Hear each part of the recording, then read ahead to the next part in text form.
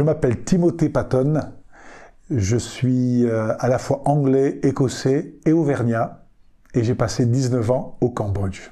Moi j'ai découvert l'amour de Jésus assez jeune, même très jeune. Mes parents m'ont appris que quand ils étaient fiancés, jeunes missionnaires en France, ils ont prié que si Dieu un jour leur donnait des enfants, que ces enfants donnent leur vie à Jésus le plus tôt possible. Mon père est arrivé de l'Écosse, ma mère de Birmingham en Angleterre, se sont rencontrés en Auvergne et fiancés, ils priaient que quand ils seront mariés, que Dieu leur donnera des enfants, que les garçons ou les filles que Dieu leur donneront puissent très vite donner leur cœur à Jésus.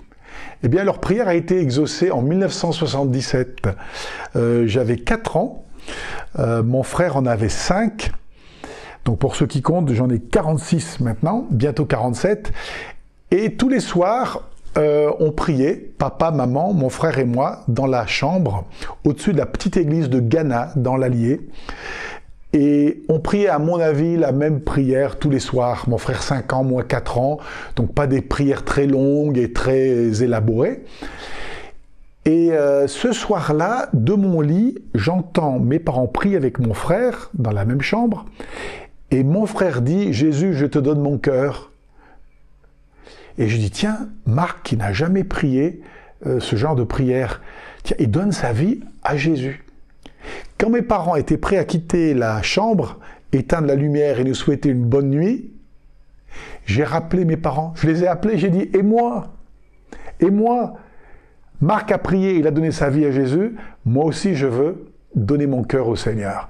Et mes parents sont venus de nouveau près de mon lit, pas pour prier la prière habituelle, mais une prière qui a changé ma vie. En fait, il y a prière et prière. Il y a des gens qui prient. Dans toutes les religions, on prie. Ce qui compte, c'est pas de prier, c'est de savoir à qui on prie et pourquoi on prie. Et ce soir-là, à l'âge de 4 ans, avec mes parents, près de mon lit, j'ai ouvert mon cœur et j'ai dit, Jésus, je t'accepte, je veux te recevoir dans mon cœur et je veux te suivre. C'est la plus belle décision que j'ai prise dans ma vie. Et très vite, j'avais envie, à 11-12 ans déjà, j'avais envie de servir Dieu. Je me souviens, j'avais 12 ans, on était dans un camp scout pas très loin d'ici, dans les Alpes, un peu plus bas, les Alpes de Haute-Provence. Et à 12 ans, devant tous mes camarades scouts en plein air, j'ai apporté mon premier message, mon premier sermon, qui était tiré de l'histoire de ce petit garçon avec ses 5 pains et ses 2 poissons, qui a donné le peu qu'il avait entre les mains de Jésus, et Jésus l'a multiplié pour que des milliers de personnes puissent être rassasiées. Et c'est le message que j'ai donné. J'avais 12 ans, dans les Alpes, et peut-être que ce jour-là, quelque chose est né en moi, et j'avais envie de m'engager pour le reste de ma vie, pour servir Dieu et prêcher sa parole. À 15 ans, j'ai été baptisé à Clermont-Ferrand, et puis on est monté dans le nord de la France, donc ça change de l'Auvergne. Roubaix, c'est plus l'Auvergne. C'est tout plat, c'est assez gris, mais les gens très chaleureux. Et j'ai travaillé dans l'armée du salut. À l'époque, on avait ce qu'on appelait un service civil comme objecteur de conscience. Ça m'intéressait pas trop d'être à l'armée, donc je suis allé à l'armée du salut et m'occuper des pauvres, des SDF, des personnes qui ont été abandonnées par la société à Roubaix. Et ça a été 2 années formidables, et peut-être que ces 2 années à travailler un peu dans l'humanitaire, à préparer le terrain pour ce que Dieu allait faire au travers de ma vie dans les années qui ont suivi. Je suis parti en Angleterre ensuite, et j'ai fait 2 années dans une école de théologie près de Manchester, et en 1995, je suis rentré en France, et j'étais pasteur en Picardie, dans l'Aisne, dans la Somme, dans l'Oise, jusqu'en 1998. Et en 1998, quand la France a remporté sa première Coupe du Monde, vous vous en souvenez, avec Zidane et tous les autres, la France était en euphorie. Moi, dans mon cœur, il y avait une autre euphorie. Dieu avait placé sur mon cœur un petit pays en Asie du Sud-Est, et il m'appelait à le servir là-bas. Et j'ai annoncé à l'église que j'allais quitter la Picardie parce que le Cambodge commençait à brûler dans mon cœur. J'avais appris que dans les rues de Phnom Penh, la capitale du Cambodge, il y avait jusqu'à 20 000 enfants dans les rues, sur les trottoirs. Des enfants qui peuvent disparaître la nuit, être vendus en Thaïlande à côté, des enfants qui vont peut-être plus revenir dans leur pays d'origine. Et quand j'ai appris que dans le monde entier, il y avait 200 millions d'enfants dans la rue, ça a déchiré mon cœur. J'ai dit, je vais faire quelque chose d'utile pour des enfants qui n'ont pas eu la même chance ou la même grâce que moi j'ai eu dans mon enfance. J'ai eu des parents formidables, ils sont toujours les meilleurs parents du monde aujourd'hui. J'ai pu aller à l'école, même si parfois je traînais pour aller à l'école. Avec le recul, je réalise quel privilège en France d'aller dans une école gratuite, d'avoir à manger et d'aller à l'église aussi. Et je voulais que d'autres, dans un autre pays, puissent bénéficier aussi des mêmes grâces que j'ai reçues dans mon enfance. Et au mois de septembre 1999, avec 2 valises, je suis parti de Paris et je me suis envolé à Singapour. À Singapour, j'ai changé d'avion et j'ai atterri le 24 septembre à Phnom Penh, la capitale du Cambodge. Et c'est là que j'ai mis le pied dans l'étrier. Dieu m'avait donné ce pays à cœur et les 20 000 enfants qui vivent dans les rues. J'ai appris la langue khmer. Alors ça, c'était pas facile, parce qu'on parlait autrefois le français, comme dans votre pays. Vous avez des origines vietnamiennes. Vietnam, Laos et Cambodge faisaient partie de l'Indochine. Et on ne parle plus le français au Cambodge, donc j'ai dû apprendre la langue officielle, qui est le khmer. Et je suis arrivé à la faculté des langues étrangères à Phnom Penh avec d'autres missionnaires.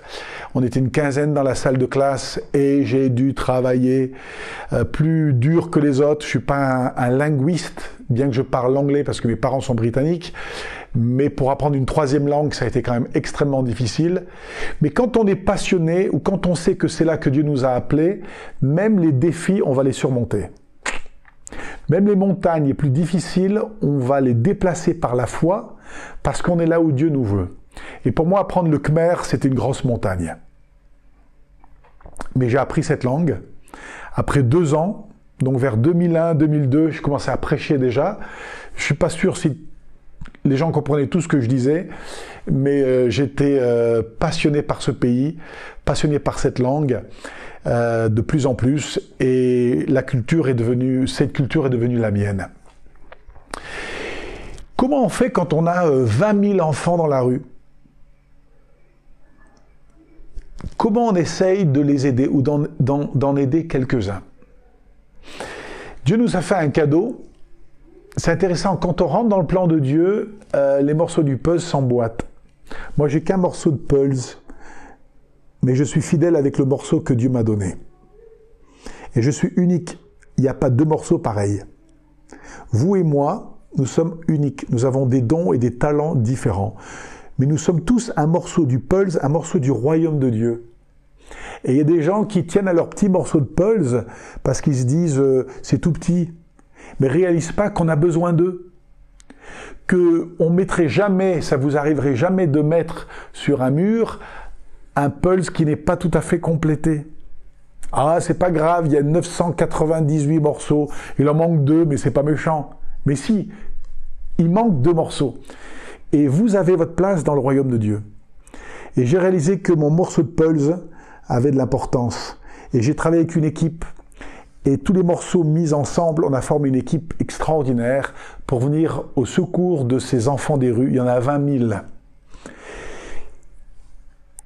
En 1997, donc une année et demie avant que j'arrive au Cambodge, il y a une église en Corée du Sud qui a dans son parking d'église ou dans l'entrepôt de l'église un autocar de 47 places. Il ne sert plus à rien. Ils ne savent pas trop quoi en faire, mais ils apprennent qu'il y a une mission, la WEC, à Phnom Penh, qui a à cœur d'atteindre encore plus d'enfants dans les rues. Alors ils se disent peut-être que le bus pourrait leur servir. Alors ils ont écrit la mission, et je n'étais pas encore là, mais j'ai appris tout ça quand je suis arrivé sur place, et ils ont mis ce bus sur un bateau, et le bateau est descendu de la Corée du Sud, il a longé les côtes vietnamiennes, pas loin des Philippines, et il est arrivé au sud du Cambodge, dans le seul port de Sihanoukville. L'équipe est descendue, 3-4 heures de route, et ils viennent récupérer ce cadeau qu'on leur a offert, un bus. Personne ne sait très bien ce qu'on va faire avec le bus, mais bon, Dieu a donné ce bus, on va s'en servir. Ils ont ramené le bus à Phnom Penh. Peu de temps après, aux États-Unis, il y a un couple. Alors, il faut bien suivre, hein, parce qu'on va dans différents endroits de la carte du monde. Il y a un couple aux États-Unis qui apprennent qu'il y a un bus qui est arrivé comme ça à Phnom Penh. Et le mari, il dit à sa femme, il dit « Moi, j'ai à cœur de changer ce bus, de le transformer. C'est un homme qui est très manuel. Et je suis sûr que ce bus pourrait servir pour les aider dans leur mission parmi les enfants des rues. » Il écrit la mission.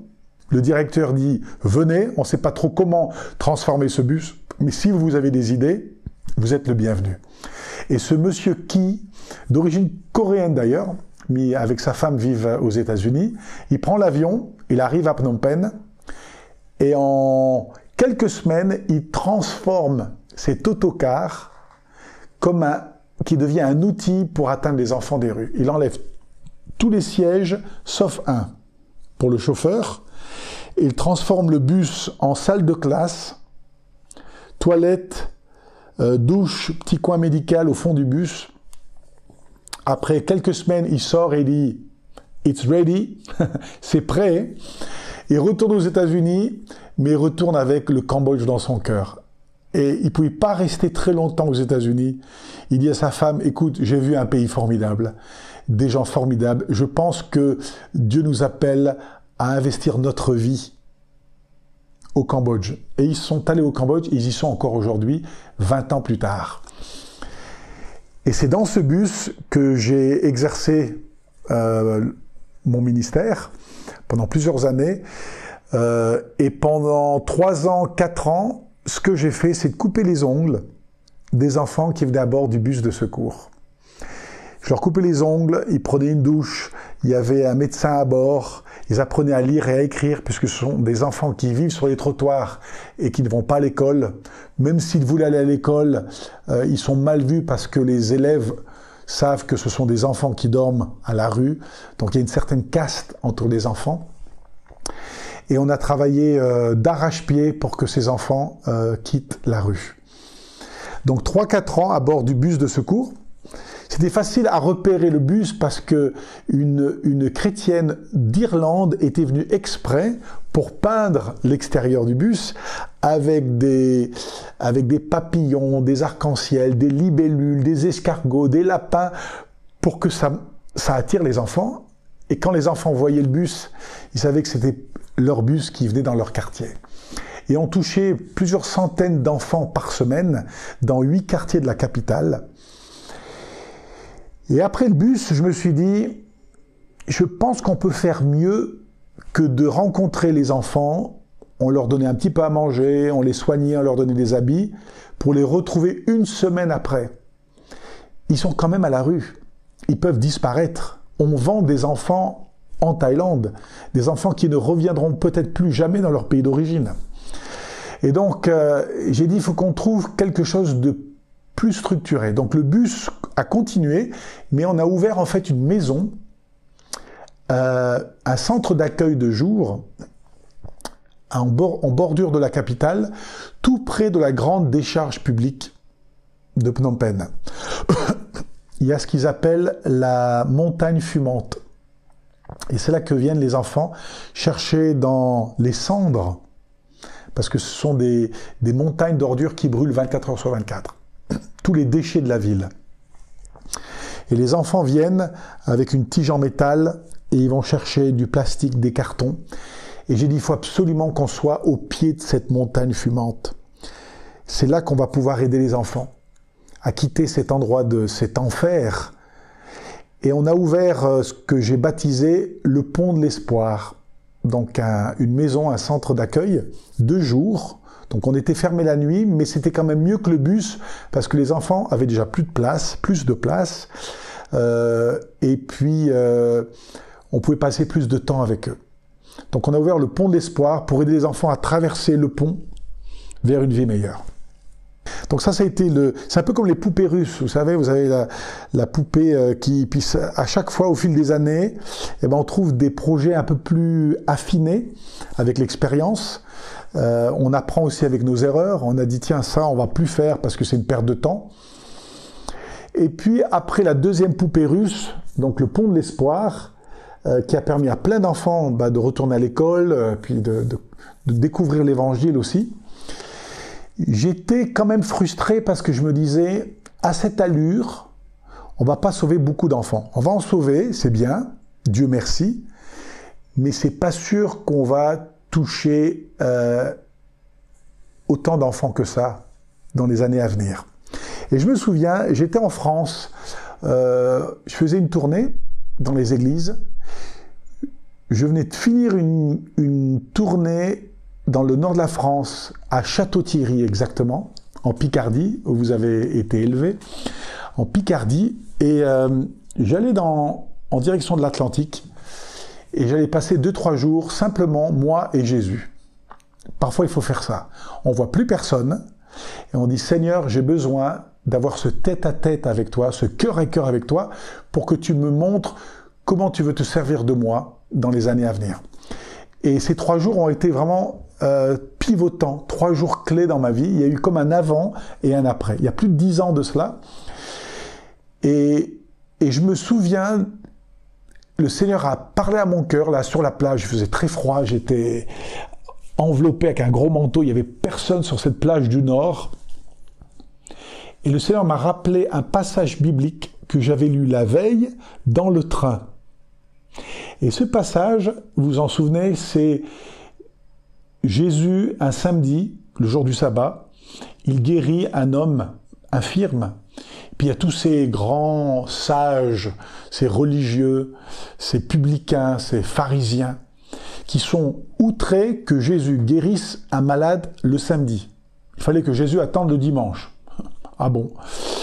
Et ils sont furieux avec Jésus. Au lieu de se réjouir que le malade est guéri, ils sont furieux que le médecin a guéri un malade. Et c'est la phrase, c'est la parole que Jésus a dit à ces chefs religieux qui m'a bousculé ce jour-là.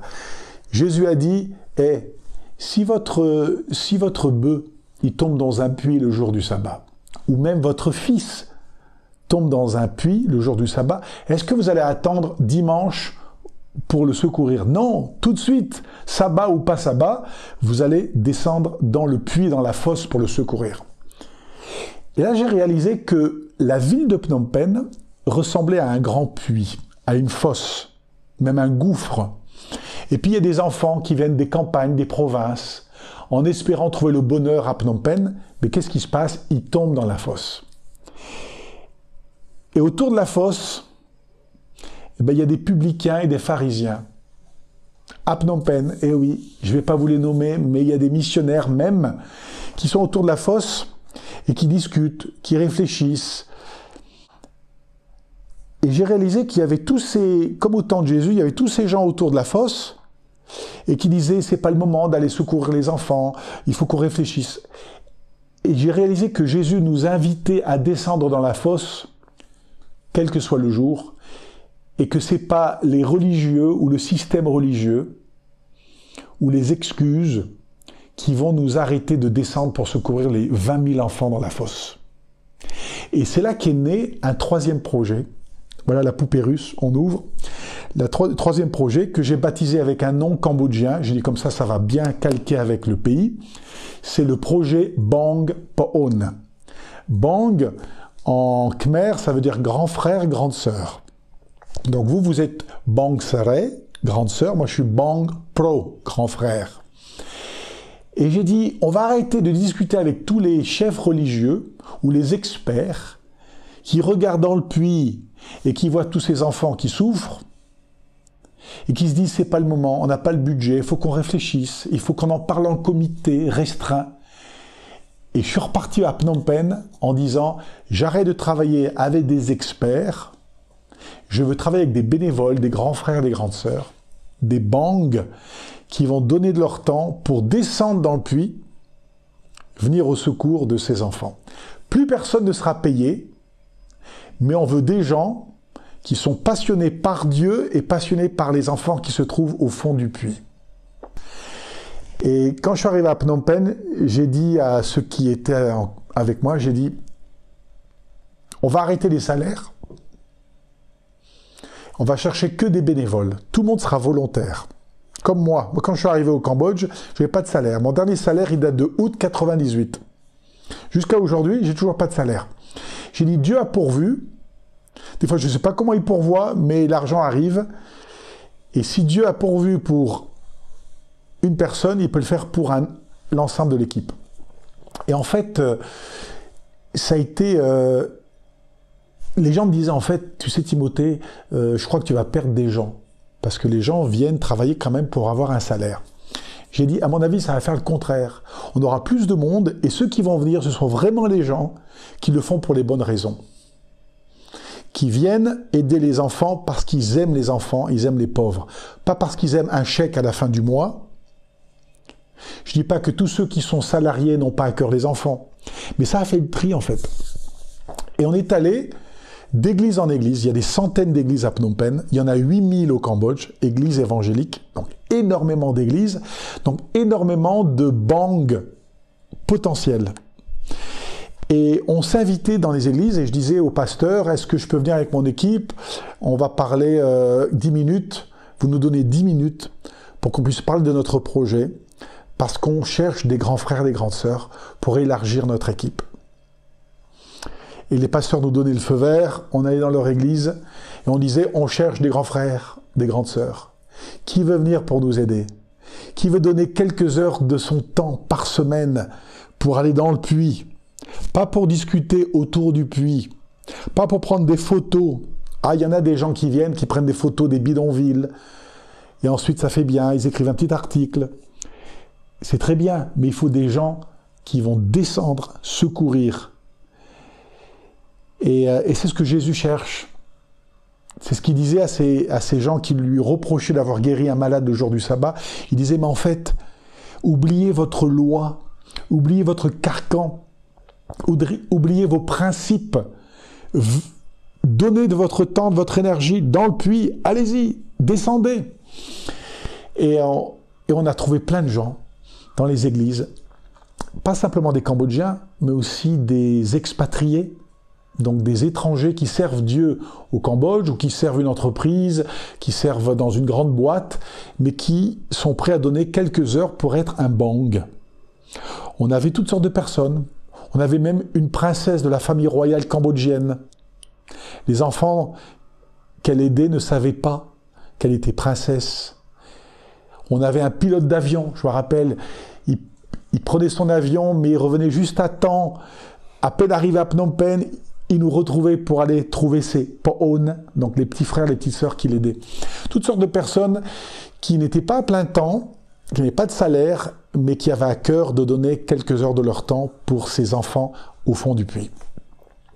Et au fil des années, on a vu un enfant après l'autre sortir du puits. Et on parrainait aussi les parents, où on donnait en fait aux parents la même somme d'argent que les parents récupéraient quand ils envoyaient leurs enfants travailler à la rue. Et donc on a signé un contrat. Je me rappelle le premier contrat que j'ai signé. Et tout ça, c'est venu sur la plage dans le nord de la France. Pour dire que même le froid, dans le nord de la France, ça peut donner des idées.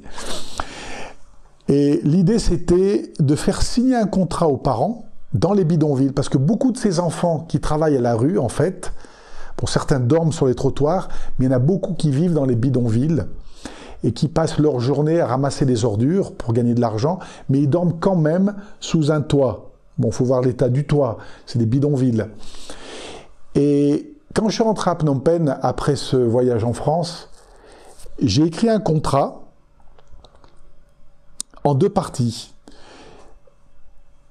Et dans ce contrat, il est dit « Je promets de ne pas envoyer mon garçon ou ma fille travailler à la rue pour ramasser des ordures, mais en échange, je recevrai de l'association Bang Po'on la même somme d'argent que mon enfant gagnait en ramassant des ordures. » Et Et je me souviens, la première personne qu'on a parrainée, on était dans le bidonville de Bang Tampon, au sud de Phnom Penh, à 2 minutes de chez moi.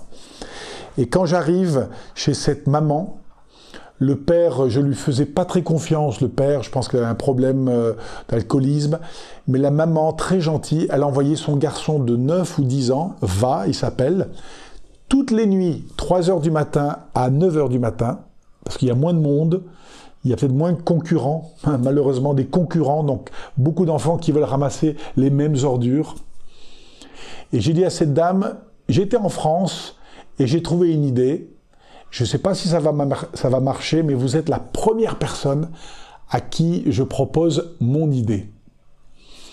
Si vous signez ce contrat, vous allez recevoir la même somme d'argent, donc en gros c'était 1 $ par jour, donc 30 $ par mois. L'association Madame vous donne 30 $, mais vous signez que plus jamais votre garçon n'ira travailler à la rue. Quand vous signez votre partie, moi je signe la mienne. C'est-à-dire que je suis responsable pour vérifier que votre enfant ne soit plus à la rue. Donc des fois je viendrai dans le bidonville, vous savez pas que je viens avec mon équipe, juste pour être sûr, tellement on prend à cœur ce projet, pour être sûr que votre garçon ne soit pas ramassé des ordures. Et puis j'irai de temps en temps à l'école aussi, sans que votre fils sache que je viens. Et j'ai fait ça plusieurs fois à l'école, juste pour m'assurer que Va était bien en classe avec les élèves. Et quand cette femme a signé le contrat, c'est comme si les chaînes qui tenaient cet enfant esclave de la rue, elles ont été brisées. Il a même vendu, le lendemain, je me souviens, ils ont même vendu la petite charrette qui tirait le long des rues, où il mettait toutes ses ordures, pas les ordures, mais les choses à recycler qu'il trouve dans les ordures. Et quand il a signé le contrat, sa vie a changé. Et on est passé à un 2e Po'on, puis un 3e, un 4e, et des dizaines d'enfants comme ça. Encore aujourd'hui, à l'heure où je vous parle, à Phnom Penh, des enfants quittent la rue pour de bon. Voilà les 3 poupées russes. Alors la dernière poupée, je me suis rendu compte qu'il y avait beaucoup d'artistes en herbe. Je ne sais pas si on dit encore ça en France, des artistes en herbe. Pourquoi l'herbe, je ne sais pas. Mais des artistes amateurs qui méritent qu'on les connaisse. Je vais dans un orphelinat, je vais dans une église, je vais même dans un village perdu. Je vois des gens qui chantent bien, des gens qui ont du talent artistique. Des danseurs, des comédiens, des gens qui savent faire un peu du théâtre sur scène. Et je dis, mais tous ces gens, en fait, on devrait les mettre en valeur. Et comme à l'époque, en 2012, j'étais pasteur avec 2 autres de l'église internationale de Phnom Penh, tout près de l'aéroport, un grand bâtiment. J'ai dit, ce bâtiment, on l'utilise en fait que le dimanche matin, entre 10h et midi. Il faudrait qu'on utilise ce local aussi en semaine. Pourquoi pas monter un grand spectacle artistique avec tous ces artistes que j'ai rencontrés au fil des années. Et on a monté ce projet que j'ai baptisé You've Got Talent. Vous avez du talent. En khmer, Ne Min Tep Kosol. Et Ne Min Tep Kosol a commencé à se propager, à se faire connaître. Tout le monde parlait de ce nouveau spectacle avec des artistes dans l'église internationale de Phnom Penh. Et on a lancé ça en novembre 2012. Il y avait tellement de monde. Les gens même se battaient, certains physiquement, pour être dans la salle de spectacle, qui est en fait la salle de l'église, qui est devenue une salle de spectacle. Moi, je ne suis pas né dans le monde du spectacle. D'ailleurs, on n'avait pas de télévision chez nous. J'en ai toujours pas de télé. Donc, tout le monde du divertissement, de l'art, dans ma famille, avec mes parents, on ne connaissait pas. Mais Dieu m'a montré que l'art, c'était en fait une plateforme, ou même un pont pour connecter avec des gens qui ne viendraient peut-être pas dans une église évangélique ou notre église.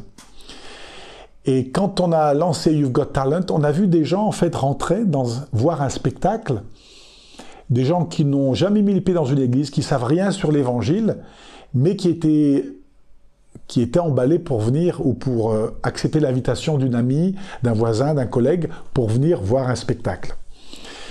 Et quand les gens rentrent dans cette salle de spectacle, tout le monde reçoit un petit carnet comme des bulletins de vote, avec des couleurs différentes. Donc chaque couleur va représenter un article qui va être sur scène ce soir-là. Comme ça, les gens vont voter. Tout le monde vote. Donc des centaines et des centaines de personnes votent à la fin du spectacle pour désigner qui ils pensent être le ou la meilleure artiste de la soirée. Ça implique tout le monde comme ça.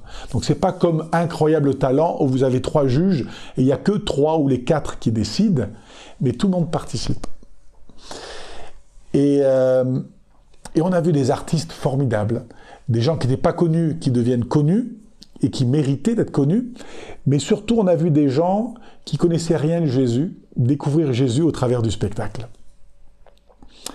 Et comme je disais cet après-midi pour la dédicace du livre, le livre C'est toujours possible à la CLC de Grenoble, si vous cherchez des bons livres, c'est là-bas qu'il faut aller.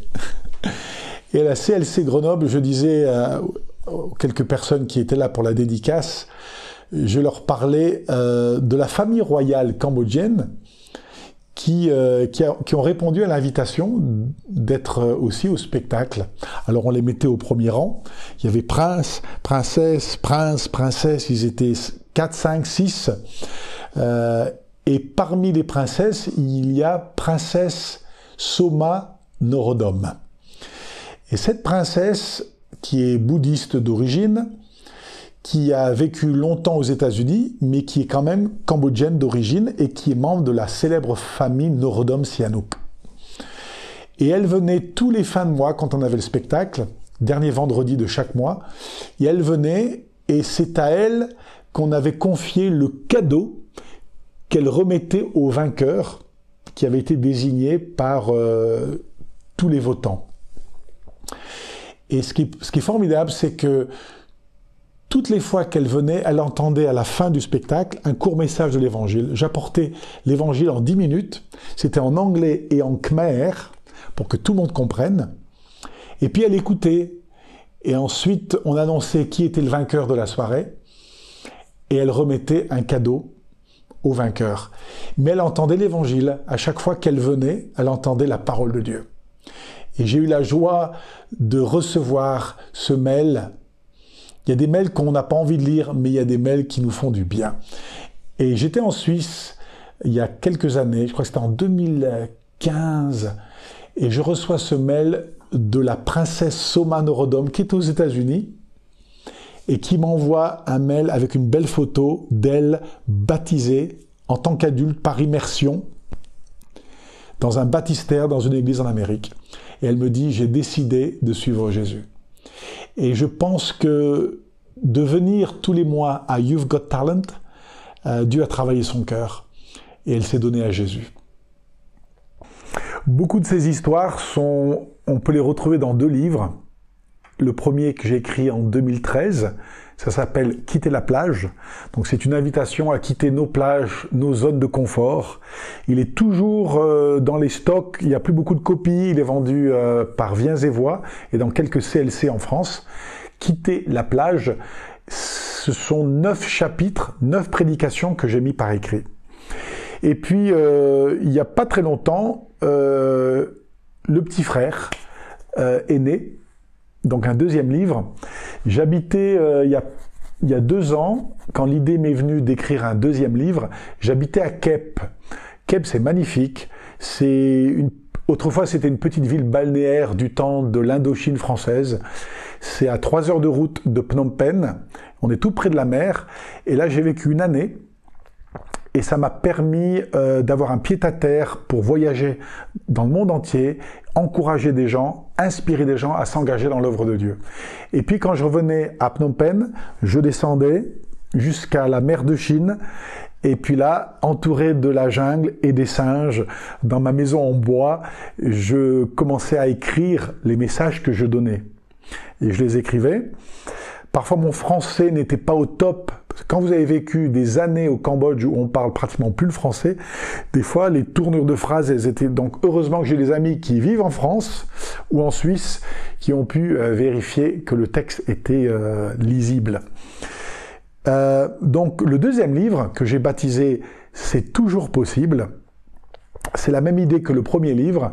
Ce sont des prédications, 5 prédications que j'ai données ces dernières années un peu partout dans le monde. Des messages que j'ai donnés en Malaisie, à Singapour, en Colombie, en Finlande, en France, en Suisse, en Belgique, en Angleterre. Des messages que j'ai donnés à des auditoires et je me suis dit, pourquoi pas faire profiter d'autres personnes de ces messages. Donc j'ai écrit 5 messages et le sous-titre de ce livre, c'est « Ne laissez pas vos peurs, vos échecs, vos craintes, votre passé déterminer votre destinée ».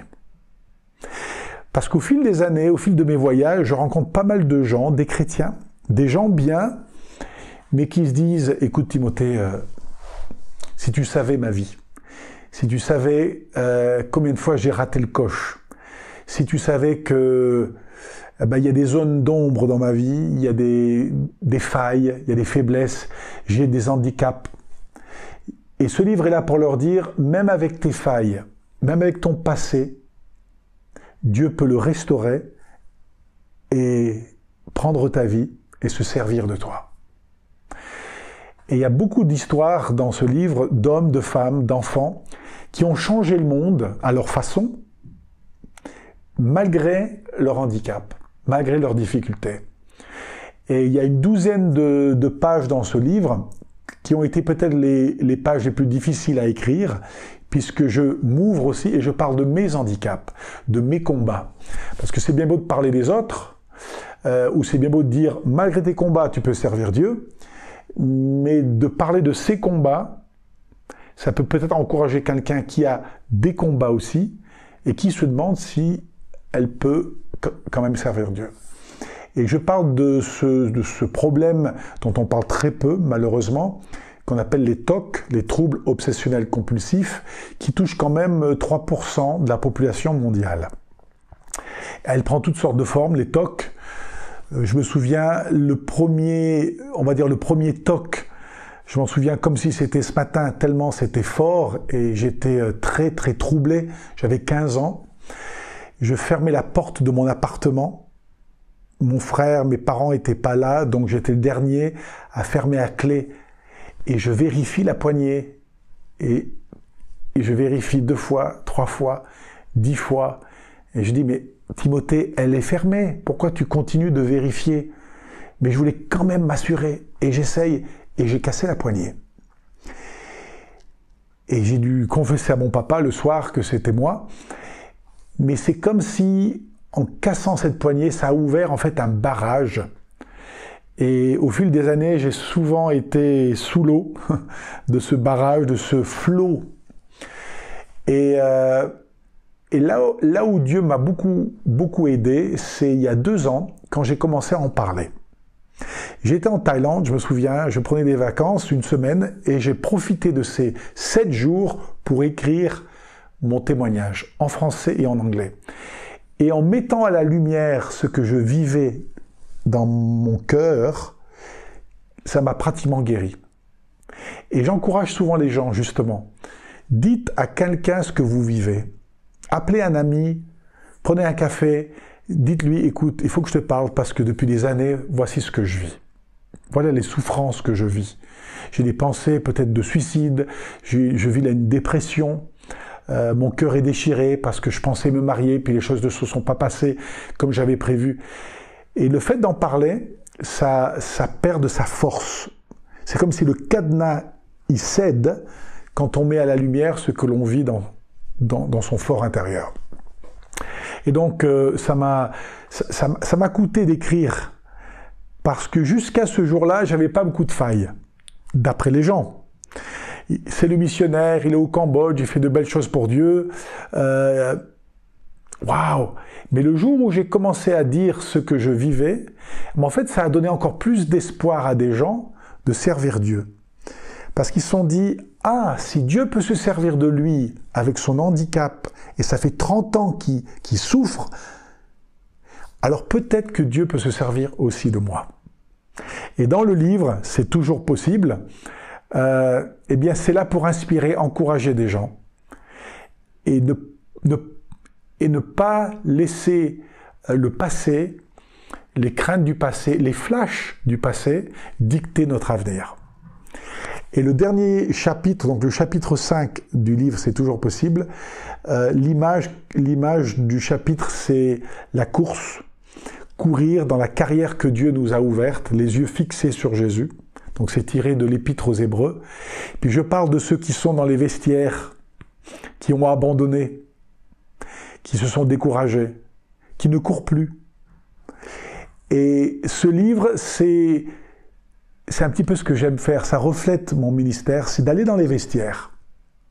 Les vestiaires, c'est bien, mais un athlète ne peut pas passer son temps dans un vestiaire. Il passe 15 minutes à la mi-temps pour faire un débriefing, pour s'encourager, pour changer de maillot, mais sa place est sur le terrain. Et j'aime rentrer dans les vestiaires. Et parfois, dans les églises, on trouve beaucoup de vestiaires, entre guillemets. Des gens qui sont là et qui, il y a un temps, couraient pour Jésus, étaient enflammés pour Dieu. Puis ils ont été déçus par le pasteur, par l'église. Il y a eu un souci, il y a eu un problème. Et puis ils ont été découragés, ils en veulent. Il y a 2 jours, je mangeais dans le nord de la France avec 3 frères. Ils sont 7 enfants, mais les 3 frères, je les ai connus il y a 27 ans à Roubaix. Et l'un d'eux m'a expliqué qu'il avait quitté l'église parce qu'il avait été déçu par le comportement d'un pasteur qui était très dur, et pour lui, c'était fini l'église. Donc pendant 27 ans, il est dans un vestiaire. Et je le retrouve tout récemment dans le nord de la France, mais je lui dis, mais je te connais, je te reconnais. Et là, l'autre jour, on était ensemble autour d'un grand couscous, avec mon frère aussi, et on a passé une soirée formidable. Et cet homme est en train de sortir, à l'heure où je vous parle, du vestiaire. Et je lui dis, écoute, oui, tu as été blessé. Oui, ce que ce pasteur a fait est inadmissible. Mais ne laisse pas ce que ce pasteur a fait il y a 27 ans déterminer ton avenir. Alors sors du vestiaire. Et il sort du vestiaire. Et il m'a dit hier, avant de partir, il m'a dit, j'ai pardonné. J'ai dit, quand tu pardonnes, tu sors du vestiaire. Tu es libre. Tu peux remettre tes crampons et tu peux courir à nouveau dans la carrière de Dieu. Et il y en a tellement, il y a peut-être une personne ici. Et pour terminer, j'aimerais parler à ceux qui sont peut-être dans un vestiaire. Tu as été blessé, tu as été déçu. Et tu es là, dans le vestiaire, tu te souviens des jours d'autrefois. Des jours où tu pouvais servir Dieu. Alors tu regardes les albums en noir et blanc, plein de poussière, et tu me dis, ah Timothée, regarde, quand je servais Dieu, je chantais dans la chorale de l'église. Regarde là, on allait visiter les malades dans les hôpitaux. Tiens, regarde là, on chantait avec la guitare dans les rues. C'était formidable. Ah, mais c'est fini, c'est du passé tout ça. Eh bien non, c'est pas du passé. Ta place, c'est pas dans un vestiaire. Ta place, c'est de courir dans ton couloir, les yeux sur Jésus. Sors du vestiaire. Puis dans le vestiaire, il y a aussi les nostalgiques. Les gens qui voilà, c'est plus comme avant. Avant, c'était mieux qu'aujourd'hui. Ou les gens qui se disent, les temps sont durs, les gens sont plus réticents, les gens ne nous écoutent plus. Alors, ils trouvent toutes sortes d'excuses et ils s'enferment. Ce livre est là pour te dire, sors, reviens sur le terrain. Il y a ta place. Même si tu as fait des grosses bêtises, même si tu as eu tout faux, même si tu t'es trompé, Dieu te donne une 2e chance, même une 3e chance. Le 2e chapitre du livre, le titre c'est « La grâce coule toujours ». La grâce de Dieu, elle coule. La même grâce qui a coulé pour toi quand tu t'es donné à Jésus la première fois, Il y a 10 ans, il y a 30 ans, il y a 50 ans, quand tu as reconnu tes péchés et tu as reçu la grâce de Jésus et il t'a sauvé, cette même grâce, elle coule après la conversion. C'est-à-dire que après ta conversion, tu as fait des bêtises, tu t'es trompé, tu as pris des mauvaises décisions. Cette même grâce qui a coulé pour te sauver la première fois, elle coule encore aujourd'hui. Et la grâce, elle vient dans le vestiaire pour te racheter, te restaurer. Alors, passe pas ton temps dans les vestiaires, ni sur le banc de touche. Il y a des gens qui disent, moi je suis sur le banc de touche, donc c'est déjà pas mal. Je suis pas dans le vestiaire, je suis dans le banc, j'encourage les autres. Allez les gars, marquez des buts. Mais quelqu'un qui est sur le banc de touche, il a des démangeaisons. Moi, j'ai vu des matchs de foot, on voit les gars là, ils montent pas trop, mais ils se disent, mais quand est-ce que l'entraîneur va m'appeler? L'entraîneur nous appelle tous sur le terrain. Les seuls qui sont dans les gradins, ce sont ceux qui ont déjà fini leur course. Dans Hébreux 12 et 13, il nous parle de cette grande nuée de témoins. Et en fait, ce sont des hommes et des femmes qui ont déjà fini leur course. Dieu ne nous appelle pas en tant que vivants d'être dans les gradins. Ce sont ceux qui nous ont devancés dans la gloire. Et il y a des millions et des millions de héros de la foi qui sont dans les gradins et qui nous disent « Vas-y, moi j'ai déjà fini ma course. Ah, si je pouvais la courir à nouveau, je le ferais, mais je peux pas parce qu'on n'a qu'une vie. » Alors on t'encourage. Toute cette nuée de témoins. Et dans Hébreux, il y a toute la liste. De Moïse à Gédéon, à Samson. Et ils sont là, tous ces hommes et ces femmes de Dieu, au travers des siècles, qui nous encouragent à courir jusqu'au bout, jusqu'à la ligne d'arrivée.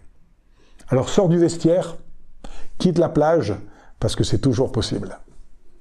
Vous pouvez vous procurer le livre dans toutes les librairies chrétiennes en France, à la CLC en tout cas, ça c'est sûr, mais aussi sur Amazon, et également à la FNAC.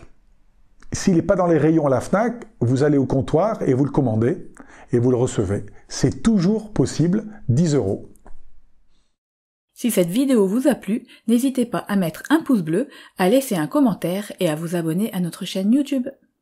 Retrouvez-nous également sur notre page Facebook ainsi que sur notre site internet jesusmiracledesnosvies.fr. Pour nous soutenir, vous pouvez visiter notre boutique ou faire un don à partir du lien qui s'affiche à l'écran.